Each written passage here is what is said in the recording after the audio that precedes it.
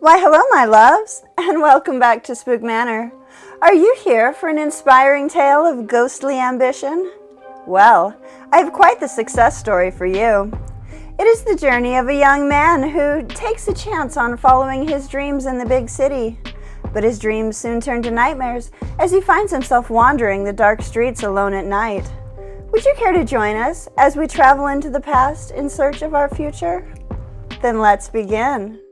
It is a particularly warm summer in Butte, Montana, where Ben finds himself in a terrible predicament.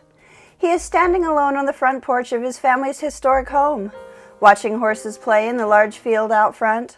The small cabin was built in 1881 and had been passed down through generations of his family. A loving family, yes, but one that pressured of certain standards. Ben grew up in this cabin, as did his mother, her father, grandfather, and so on before her. His parents pressured that he too raise his family on this inherited patch of land. But Ben had other ideas in mind for the future he envisioned. He dreams of breaking into the world of literature and of becoming a famous screenwriter, a dream that is far from possible in this region of the country. Butte is an ideal place to raise a family and to grow old, but lacks an opportunity for those desiring to influence Hollywood. He knew he needed to be in California, and San Francisco was calling his name. He had intended on making long-term plans, but life began limiting his time frame. His arranged girlfriend was pressuring of marriage, and his family was far more supportive of her wishes than his. They often criticized him and would openly deem his visions as unrealistic and a lost cause. They wanted him to marry this girl from a wealthy background, and their relationship had always been more about making his parents happy than it ever was about love. The reality is, she's a cold and heartless snob with way too much time on her lazy hands. Being the daydreamer that he is, Ben knew that he would never be happy sharing his life with her on this remote piece of property.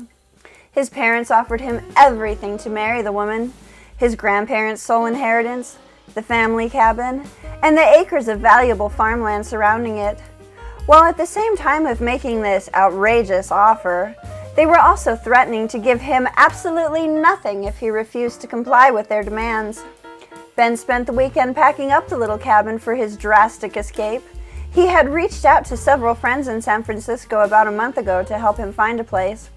And when they came back with a quaint little Victorian townhouse in the neighborhood of Nob Hill, a home that was ideal for an aspiring writer, Ben jumped at the opportunity. Having finished packing, and with a belly full of Rocky Mountain oysters, Ben climbed into bed for a good night's rest, preparing for his long journey the next morning.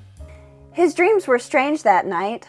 A beautiful woman dressed in turn-of-the-century housekeeping uniform smiled as she moved about the cabin with a warm and peaceful air. He watched her from a child's viewpoint as she cared for him in a motherly fashion. Holding up an old newspaper that was illegible, she looked deep into his eyes and told him to always follow your dreams, sweetheart. Ben woke with a smile early that morning, remembering his dream in full detail. Sipping his coffee, he wondered why he had dreamed of his imaginary friend from childhood, a playmate he had long ago named Flower. The woman in his dream was his closest companion for 2 years from ages 5 to 7, until it was no longer cool to have friends that no one else can see. By the time he reached 8 years old, he had completely forgotten about her, until this very moment. The dream left him with an air of excitement.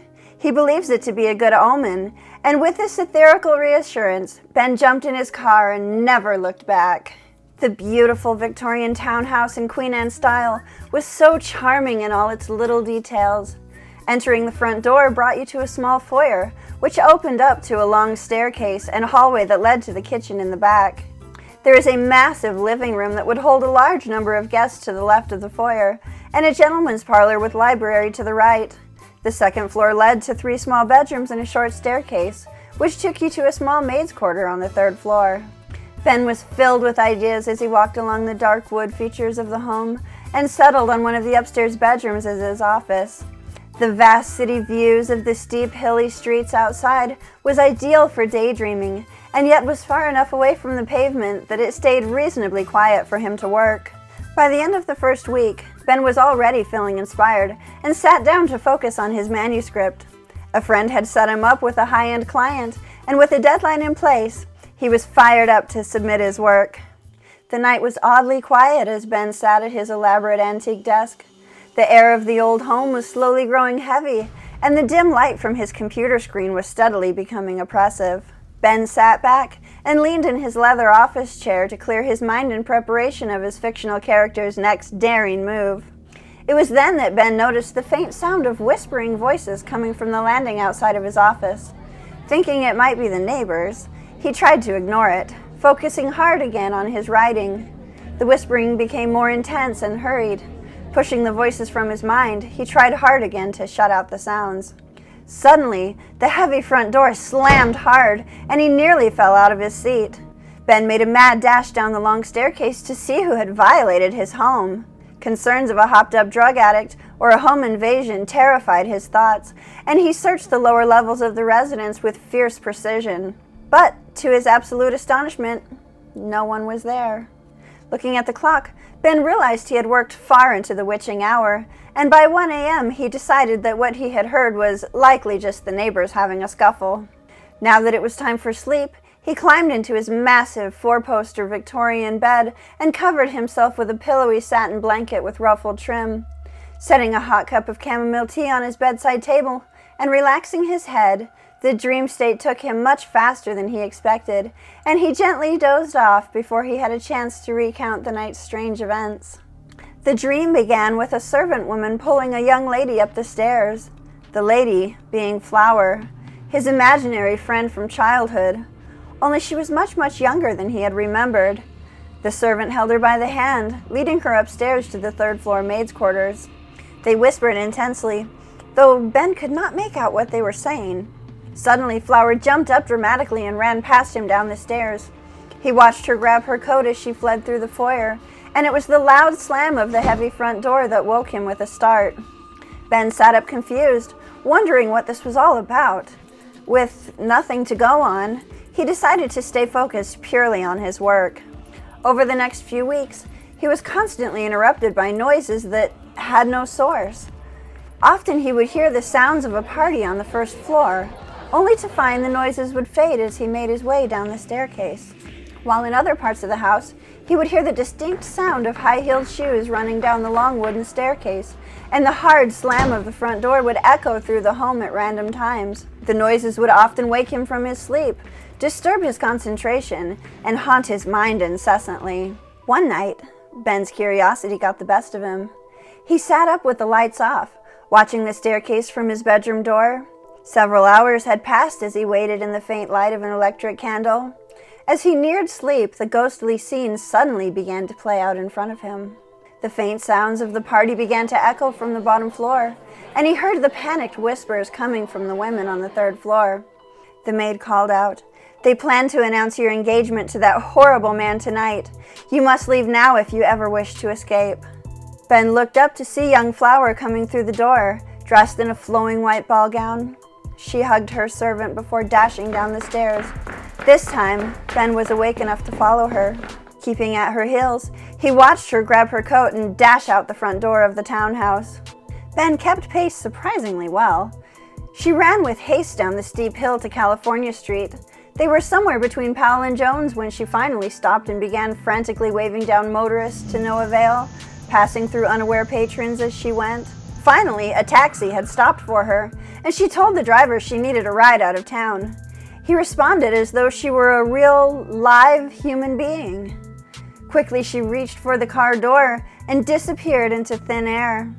Ben stood frozen as he watched the taxi driver step out to search for her. Looking confused when no one was there, the driver called out to a man sitting on a concrete step of a nearby building and asked where the woman had gone. The man simply replied, "What woman? I didn't see anyone." Annoyed, the taxi driver got back into his vehicle and simply left. Ben stood in disbelief at how the night had transpired. The realization had suddenly fallen upon him that he was living with a real live ghost. He slowly walked back to his townhouse in the Nob Hill neighborhood and debated on trying to get some rest. But the night was haunting him, and he had to know more. Rather than making his way to the bedroom, Ben instead made his way upstairs. Something was pulling him from the moment he entered the foyer. He knew his answers were in the maids' quarters. As he reached the highest point of the house, the clock struck 12, and Ben could feel a cold chill suddenly fill the air in the small room. He felt a gentle touch on his left shoulder and turned around to see his childhood friend standing there. She was transparent, and her skin was ghostly white, matching her elegant ball gown. With a soft smile, she pointed at a loose panel on the floorboard. Ben bent down and pulled up the board. Under it was a small trinket box filled with newspaper clippings and letters that were strangely addressed to his family home in Montana. The realization had struck him as he read the first piece of paper.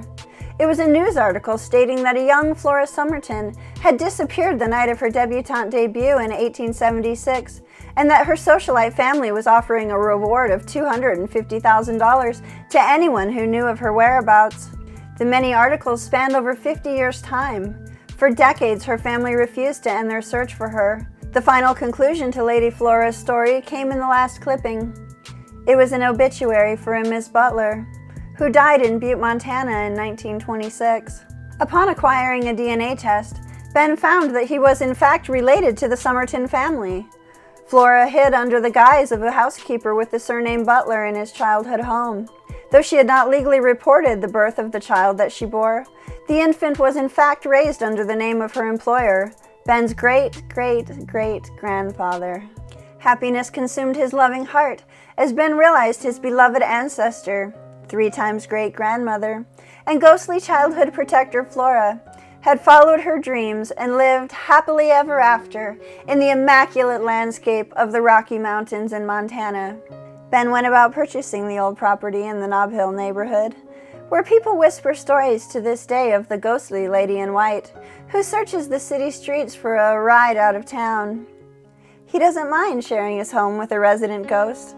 Rather, he takes the residual haunting as a motivational reminder that true happiness can be found when you follow your dreams. So tell me, my loves, have you been to the Nob Hill neighborhood in California? What would you do if you saw a ghostly lady in white in search of a ride? Please comment down below and like and subscribe for more fictional stories that are often of actual urban legends and sometimes have historical reference. See you next week and have a good night.